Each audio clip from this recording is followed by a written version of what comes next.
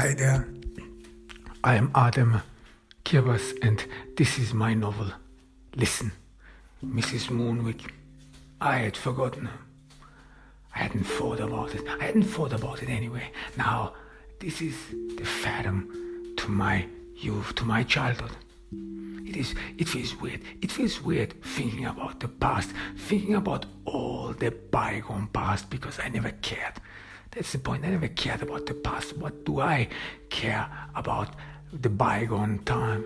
You can do anything. You can accomplish anything from the past. You have no gain from the past. But yet it haunts me. Yet I'm still here. I have no future anymore. This is maybe the reason why I care about the past anymore. I don't know. I don't know whether I will ever be able to figure out what is wrong with me, what is going on. Is it the past? But Mrs. Moonwick, she's one of those memories in my life which I am proud about, which I've been preserving in my heart, at least I think, without having to think about it all this time. The good that happened to me, the candy she gave to me. I start to remember the candy she gave me, how it tasted. It had a unique taste. It tasted of compassion, maybe of care. Maybe Mrs. Moonwick was the only person, or a few, who gave me really some sort of comfort, mental comfort. Being loved. Is this what this is all about? Is this what sentimental people talk about? What would make the difference? Maybe, even though I don't want to admit it, no one can really admit that, at least no real man can admit that you need love, that you have to be sentimental, that your heart, whatever it is, would be like a jug which has to be filled with all the compassion and love one can get in his life. This is what this is all about, at least. I saw that crap in romantic movies. But now it's vivid, now it's in front of my very eyes. Mrs. Moonwick. I get a craving for candy. I feel it. I try to fathom what she gave me in my youth. What was the candy she gave me whenever I brought her groceries? Whenever I went to that now closed grocery store, when I got her things, her newspaper, I see her smiling. I remember her smiling. What was this all about? What was it all about? And I get this craving. I'm in my motel room. This thing makes sense. For the first time it makes sense. I had thought about this a great deal. This is not who I am. This is not the guy I was brought up with. This is not the guy, the high standards I hold up to. You don't just leave your work. You don't just leave your family and do nothing. Do nothing like a bum, lay around lazily in a stupid motel room. No, I did not feel comfortable the moment I walked in here. It was some sort of the end of my world. It was the end of anything. I could not mention it.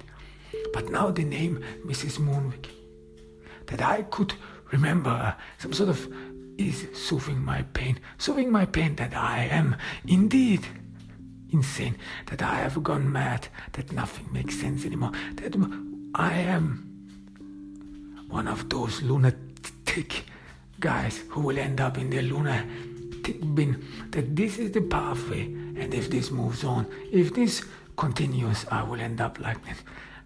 Everything is so erratic, nothing makes sense. This is what this all felt about. But what then? Now, again, this is how I feel, how my life is, how my thinking is. For moments, I'm just elated. I have a new thought. I have a new guidance,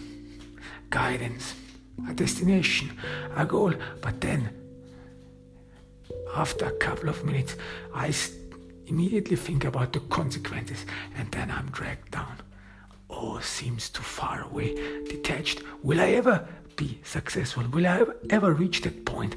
And what should that goal, the achievement, really mean for me? What gain and what possible consequences I can draw from that? I don't know. All seems so thin. All seems so meaningless.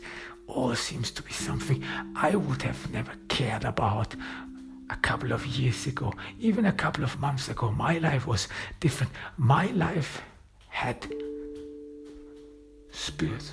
My life was on a rail track. My life was ahead of me. The only thing I had to do was just to enter the train, just to follow the train tracks, the rail tracks. This was my life, and then everything ended. Yet it still feels stupid. I wish I could remember the candy she gave me. On that day, on that night, I dreamt for the first time in a long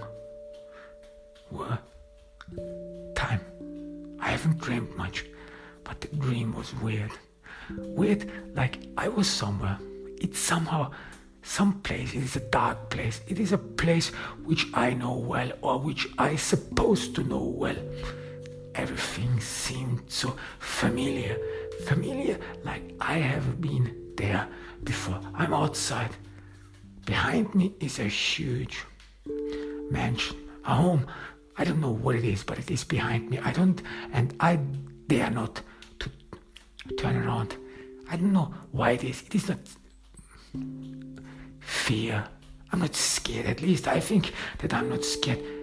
I'm even surprised by the fact that I'm not scared in this dream at all, because somehow I feel, or my remembrance of my youth is that I felt scared most of the time in my youth, but I don't know why.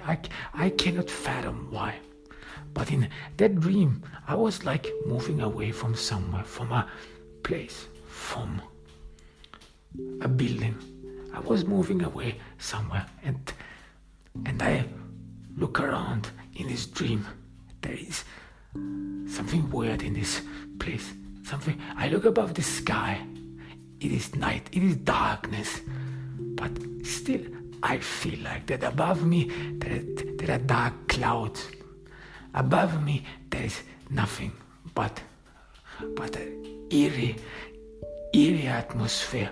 Even though I do not see it, I suppose and assume that it is there. All around me, I see soil. There's supposed to be grass. There's supposed to be lush green, even though it is darkness. Even though I am not able to see it, yet somehow, in my mind, in my thoughts, I know that it is void. I know that this is a rugged place, that it is devoid of any lush green, of life. This is an eerie place. I know it very well. But somehow, again, I'm not scared, as if I would not quite grasp what is going on around me. Ahead of me are stairs leading somewhere to a main road, paved asphalt. I climb the stairs. They're exhausting. I would have almost tumbled down.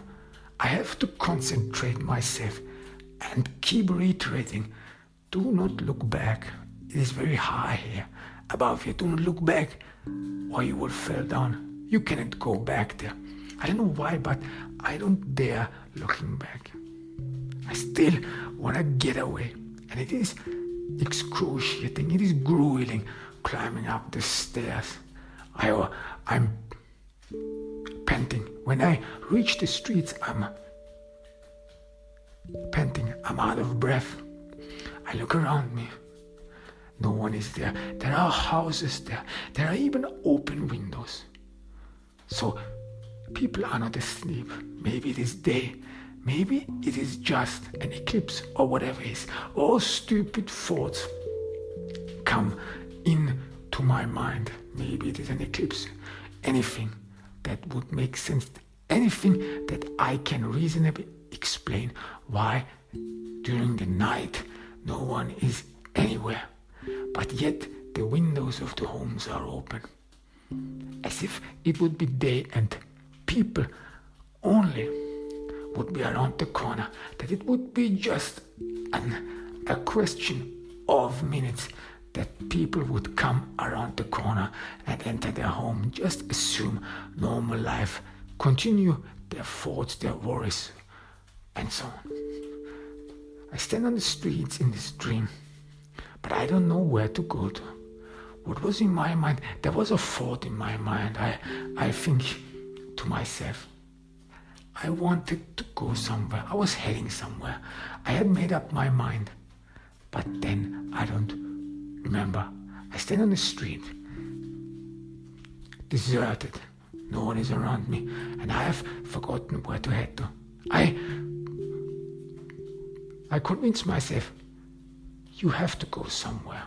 Just go away, walk away, just go somewhere. People will eventually recognize, or you will remember, just walk away. I resolve myself just to walk away. Do not look back. Something, a voice inside me tells me, do not look back, do not look back. I walk ahead, still a deserted street.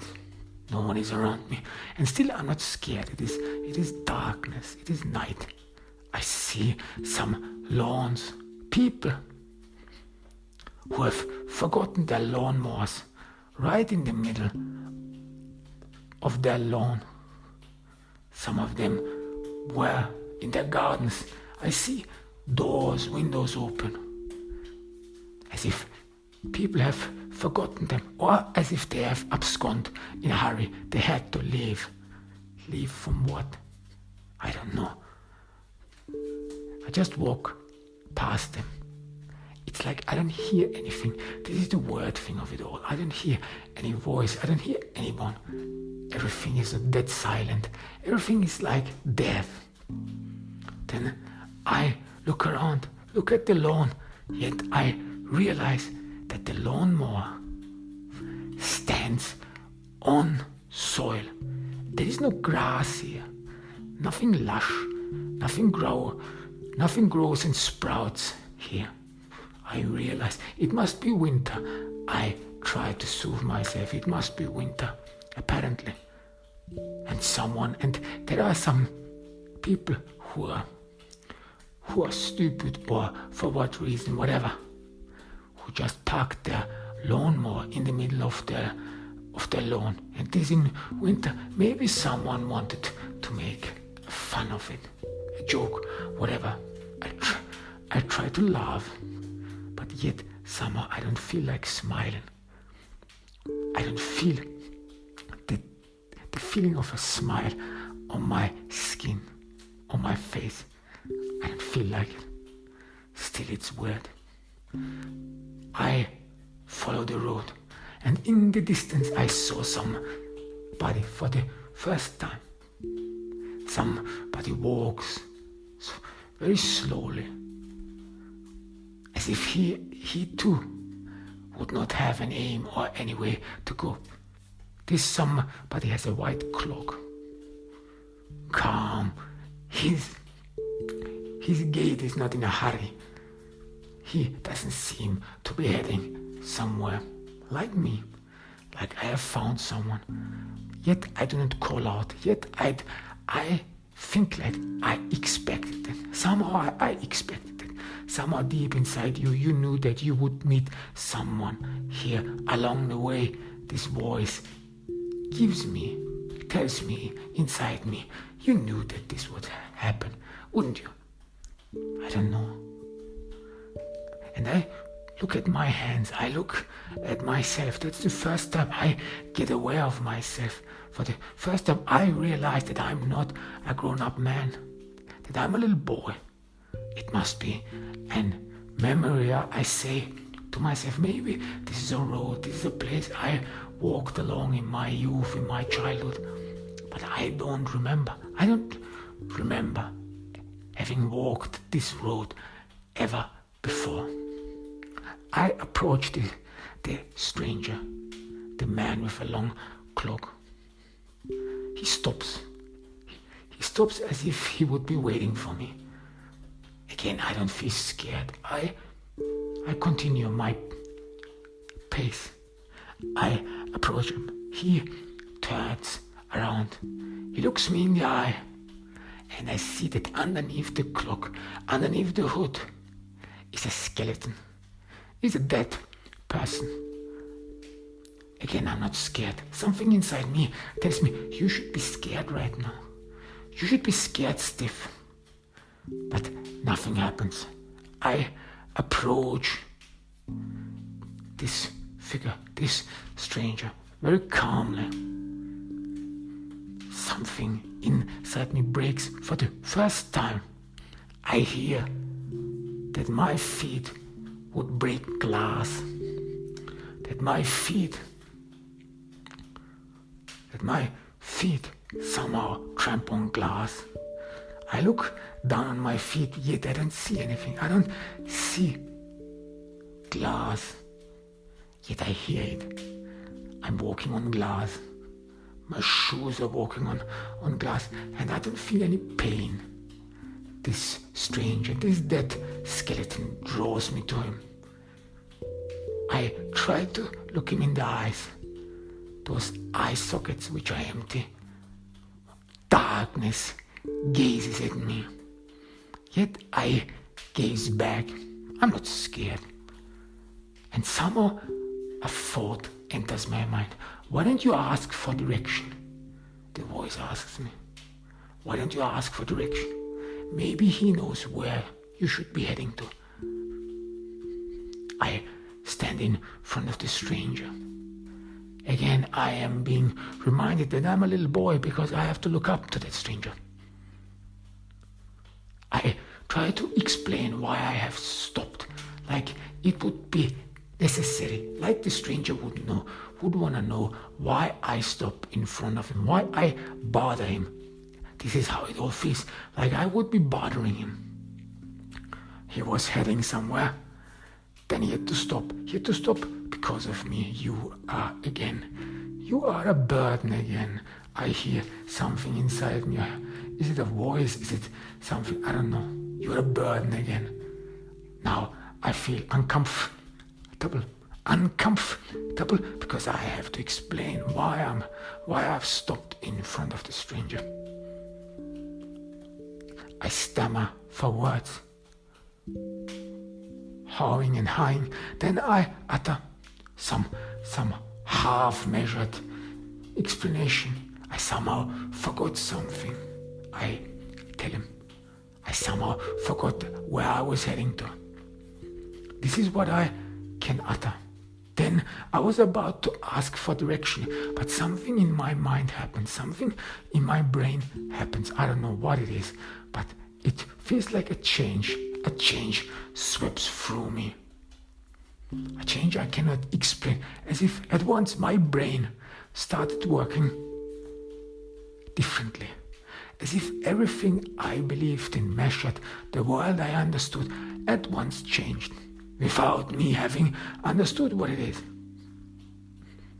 And instead of asking the stranger, that skeleton, what I was heading to, or whether he knows about my destination, I ask him, why is here nothing green? Why doesn't anything grow here?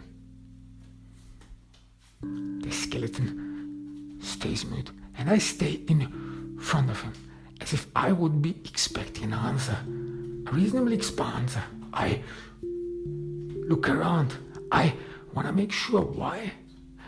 I want to make sure whether I am perceiving my surrounding adequately.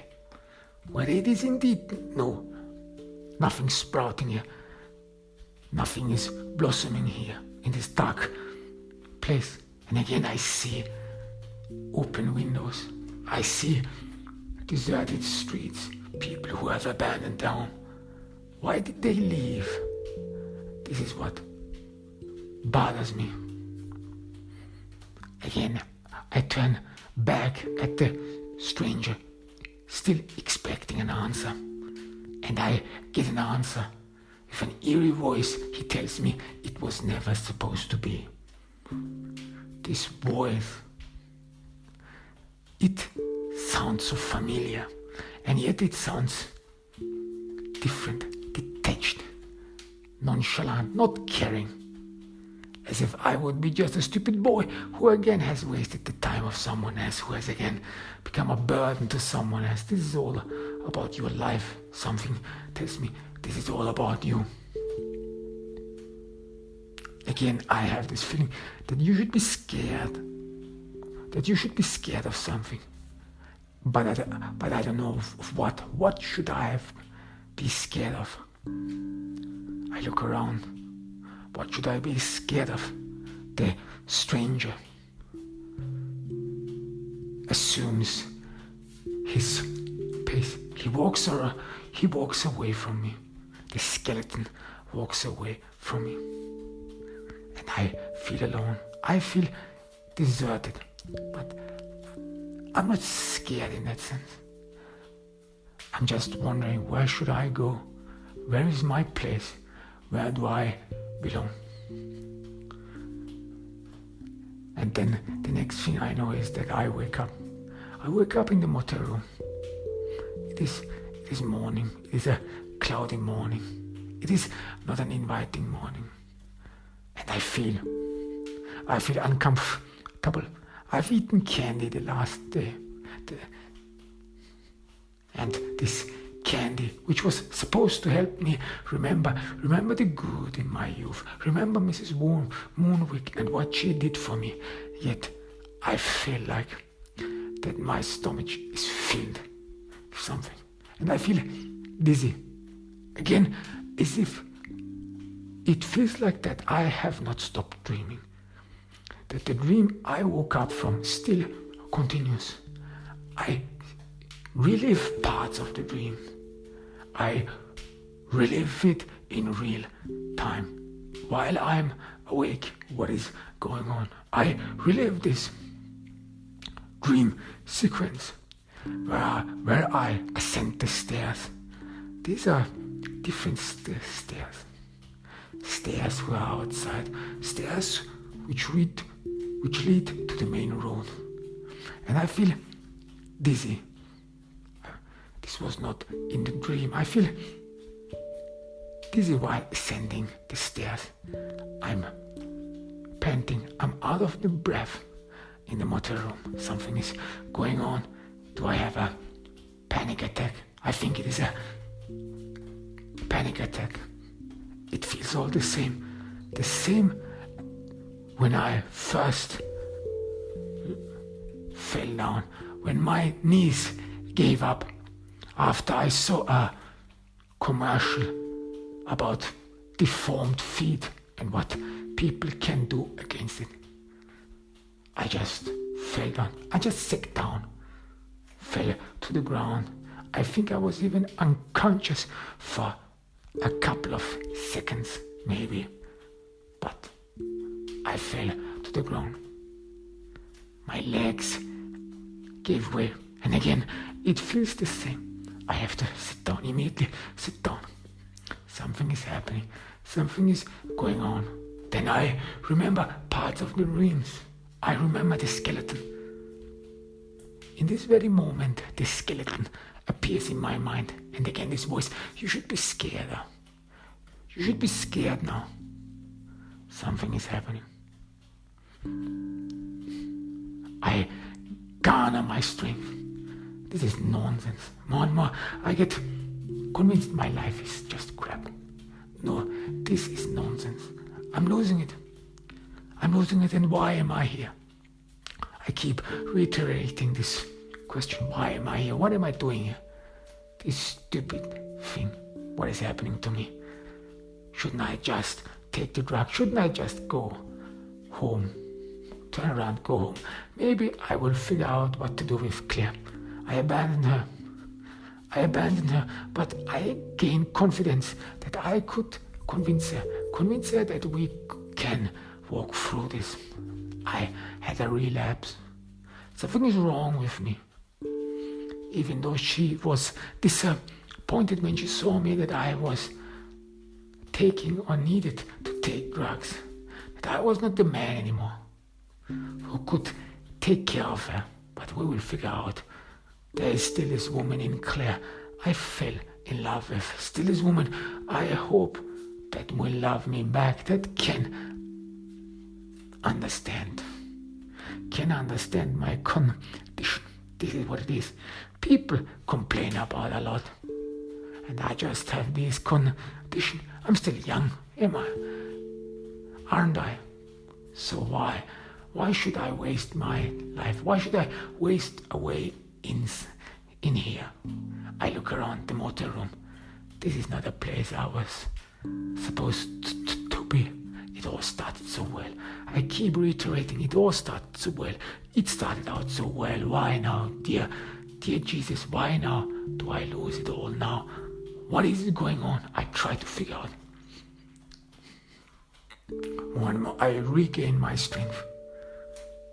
I'm now determined. I will just meet Mrs. Moonwick. Let's get straight with the past. Let's clear this up. Because if I don't meet her now, then I will always ask myself, I will regret of having not met her. She did nice things to me, didn't she? She gave me candy, didn't she? She treated me nice.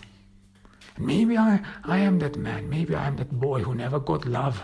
And because of this, because of the hard life he went through, because of this, everything here happens. This could be a reasonable explanation.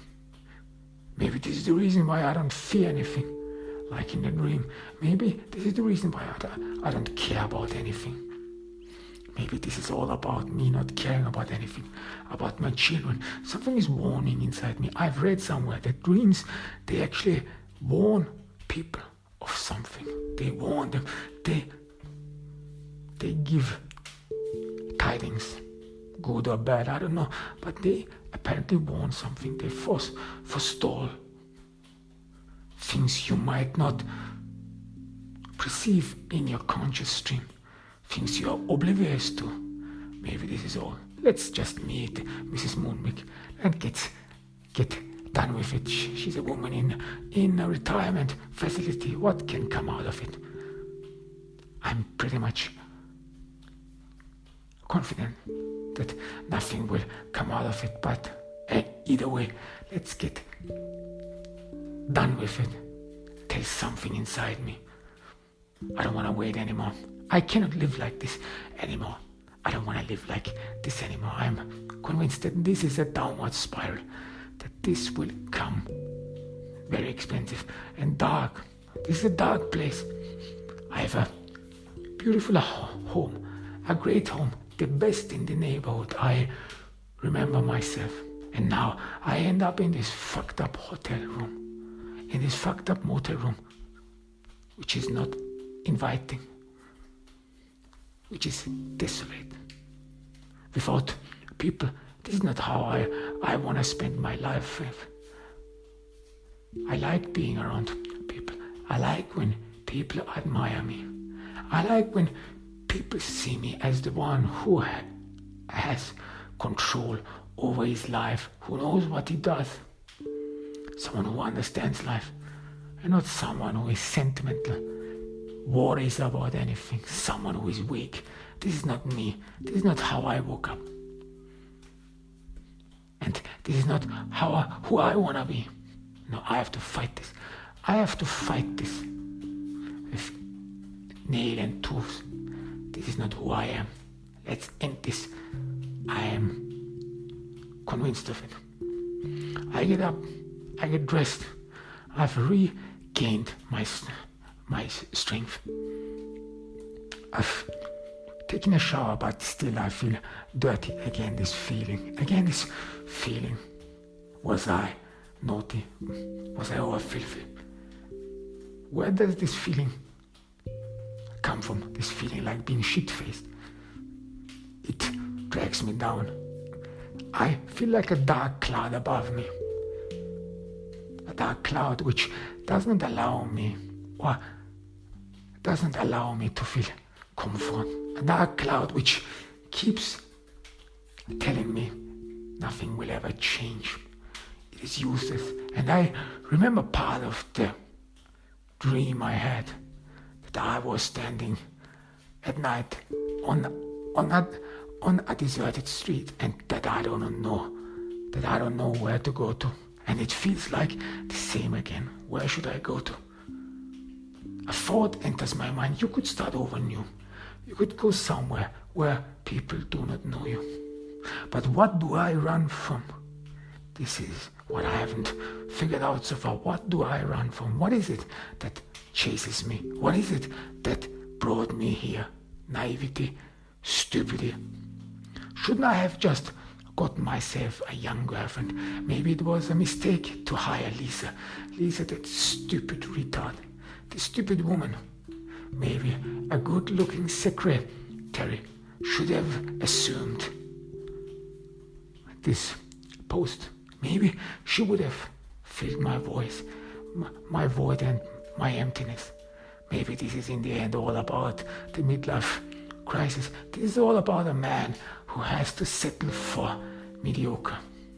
Maybe something inside me, this is how I try to convince myself, maybe something inside me doesn't want to put up with a mediocre life, complacent.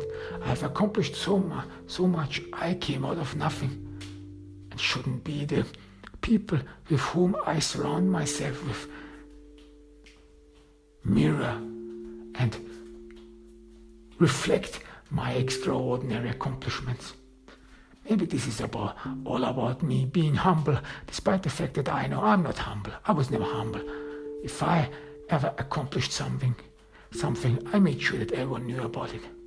I made sure that people knew that it was me who did something extraordinary, who did great.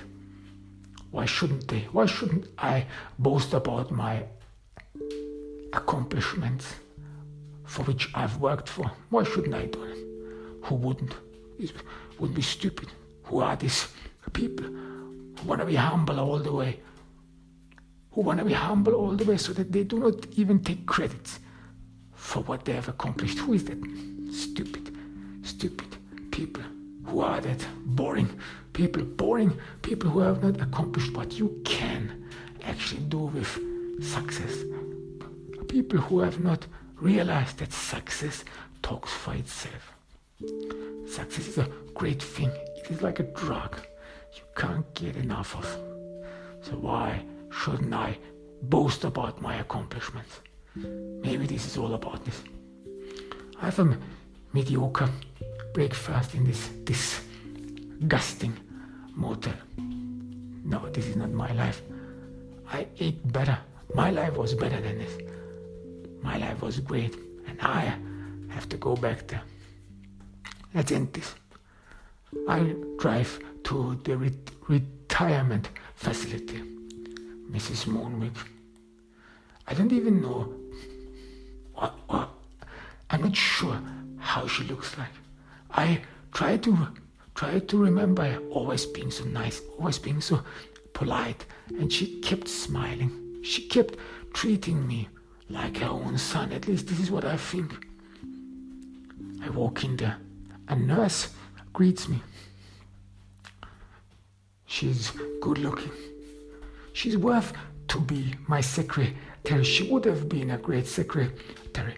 I imagine her being in this real estate company, being my secretary. I imagine her having sex with me. How would my life have changed if she would be around me? Who knows? And who is faithful these days anymore? Successful men, successful people, they are attractive and they draw attraction. And I probably draw a lot of attraction. I don't know. I never look around me. I never look around. I never watch out for people who are inspired by me. There must be some people who are truly inspired by me, for sure. So why do I waste my time with mediocrity?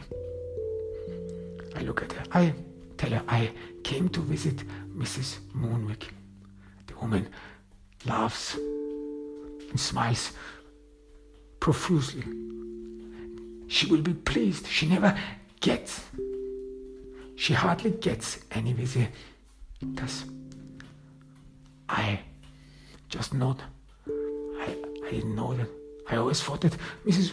Moonwick was such a nice person that people would eventually meet her. The nurse tells me that Mrs. Moonwick, she suffers from progressed dementia, so that I shouldn't be worried. That if she does not remember me at once, the nurse then asks me, where do I know her from? I smile and say, we know each other from school. And this message is somewhat shocking for the nurse. Her entire facial composure changes. Her facial expression gets stern, as if she was hit on the wrong foot. She scrutinizes me, tries to figure out what I was talking about. She's somehow dumbstruck, and I don't know why. What is going on? Then she's thoughtful. Okay, she can utter feebly. Okay, what? But I don't try to ask. This is weird. This somehow shocks me. Maybe I was mistaken. Maybe I was given a wrong name, Mrs. Moonwick. Maybe that's not her real name. Why didn't I ever ask her about her name? Maybe I did. I tried to remember. Maybe she told me her name. I went for her groceries every morning. Maybe there must have come her name up. But I don't remember anymore. The nurse guides me to the room of Mrs. Moonwick. She's all by herself. She lies in her bed. Last time the nurse looks at me, tried to detect something in my eyes. She looks in my face, tries to scrutinize it, figure out. These are the gazes of someone who is examining me. But I don't know why. I feel uncomfortable, and I walk past her into the room of Mrs. Moonwick. Now I feel stupid. This woman who I met in my youth now has become very old. I'm not even sure whether she is this woman. I'm not sure at all. Does she look like it? I hardly remember her. I walk into the room. I approach her. She looks at me. There's silence between us. We don't speak for a while. We just watch at each other. After a while, she starts smiling, and I don't know why she's smiling. I'm still dumbstruck. Peter. She yells, Peter, is that you? Peter, did you leave? Did they release you early? Who is Peter? Pops up in my mind, but I stay calm. I don't wanna make an old woman uncomfortable. She obviously is happy about something. Maybe this Peter is someone she is fond of, and I don't wanna reveal to her that I'm not Peter, because I still feel stupid even came here, stupid even being here. And now the nurse has left, thank God, but still I feel dumb and stupid. I approach her. I just nod. She hugs me compassionately. Finally I meet you. Finally I can hold you. They released you.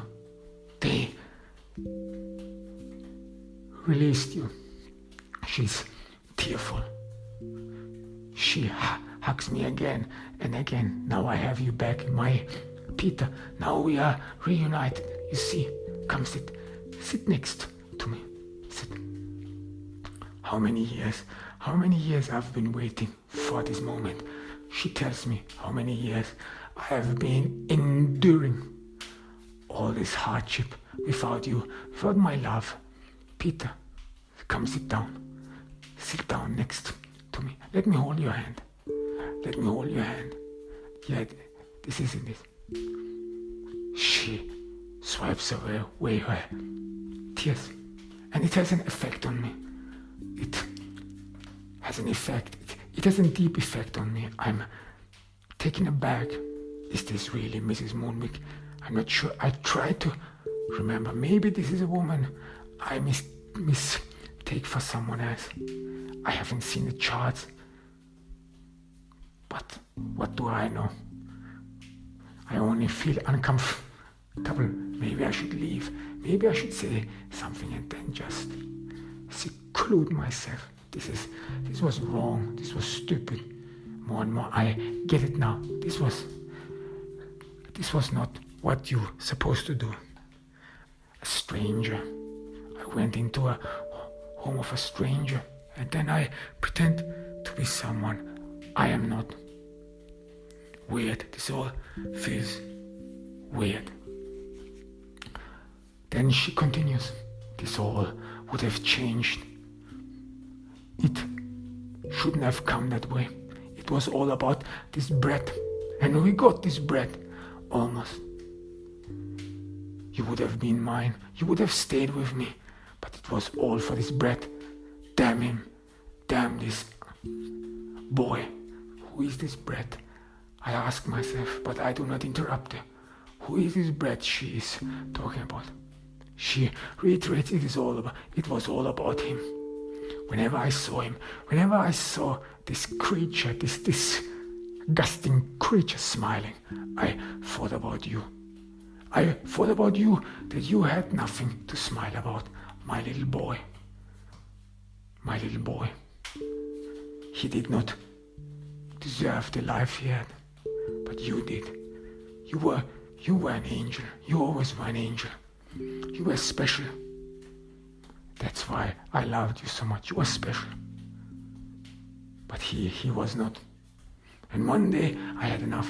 One day I could not bear it anymore. I could not look at this little brat, how he enjoyed life while you had nothing, while your life was meek, while your life was destroyed. No, I had to end it. I had to end this for you. I had to give you hope, life. I could not look at him anymore because I still and kept comparing you to him. No, I had to end this, and I would have ended it if the stupid shop assistant wouldn't have come in between. Evil. He was an evil boy. Peter, you have to believe me, he was an evil boy. You deserved it more than him. You deserved a life. You deserved everything. He was just an evil boy. And he should have been in your place. He should have been you.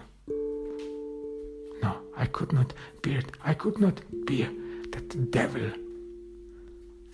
devil has his hands in this game. That the devil was succeeding. Peter, I had to do something. I had to do something, and I did. He almost dropped dead. I saw him after I gave him that candy. He almost dropped dead. I wanted to pull him inside, and I wanted to end him. I wanted to end it all.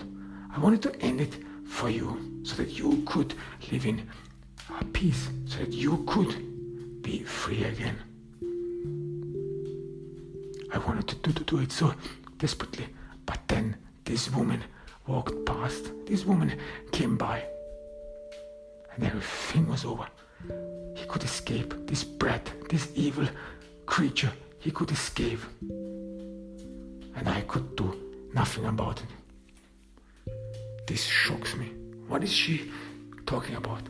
But the moment she talks about that, the moment she talks about this boy, this bread. I feel dizzy.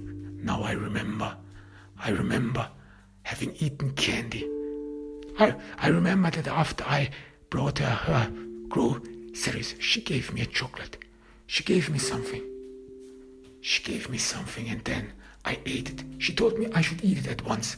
And then I felt dizzy. I could hardly walk. My limbs became heavy. I almost sat down. I almost lost my balance. I was struggling to walk. I was struggling to move.